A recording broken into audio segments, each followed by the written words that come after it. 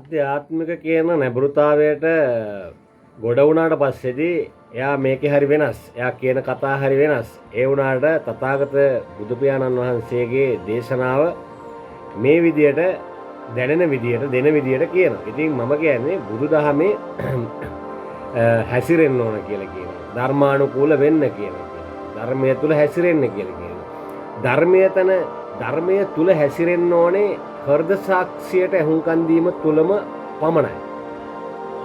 ධර්මයේ හැසිරෙන්න ඕනේ හෘද සාක්ෂියට ඇහුම්කන් දීම තුල පමණයි. හෘද සාක්ෂිය හරිනම් හරියටම හරි. හෘද සාක්ෂිය වැරදි නම් වැරදිම තමයි. ඒ කියන්නේ ඇතුලෙන් එළියට දාන්නේ ඔයා නෙගටිව් බ්‍රෑන්ඩ් එකක් නම්, ඒ කියන්නේ වැරදි දෙයක් නම්, ඒ වැරදි දේ තමා කරා එනවා.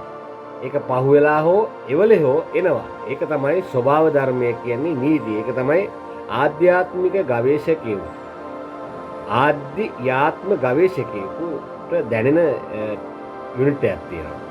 එයා ඒකේ කාලයක් ගියාට පස්සේ එයා හරි වෙනස්. එයා කියන කතා හරි වෙනස්. එයාට දැනෙන දෙයක් තියෙනවා. හැබැයි තමන් දාන දේ තමයි තමන්ට ලැබෙන්නේ.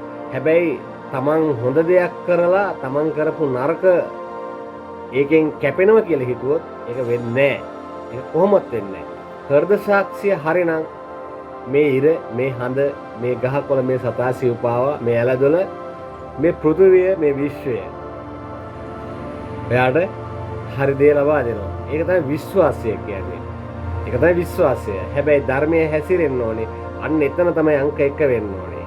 ඒ කියන්නේ අපි ඇතුලේ නරියෙක් තියාගෙන එළියේ සිංහෙක් වුණාට කවදාවත් ඒක ඇත්තටම තමන්ගේ චුතිසිත මේකෙන් බැහැරව යන වෙලාවේ තමන්ට නිර්මාණය වෙන්නේ, තමන් ගිහිල්ලා ඊළඟ භවයට සෙට් වෙන්නේ අන්නේ කරපු දේ තුල තමයි.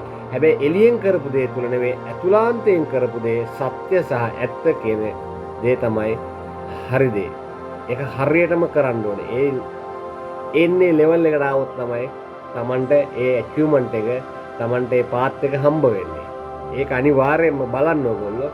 අපි ඇතුළ හරි නැත්තම් කොච්චර එළියෙන් දේවල් කරාට වැඩක් නැහැ. ඒ කියන්නේ ඇතුළේ නරියෙක් නම් එළියේ සිංහෙක් වගේ කියවලා කතා කරලා වැඩක් නැහැ. හැබැයි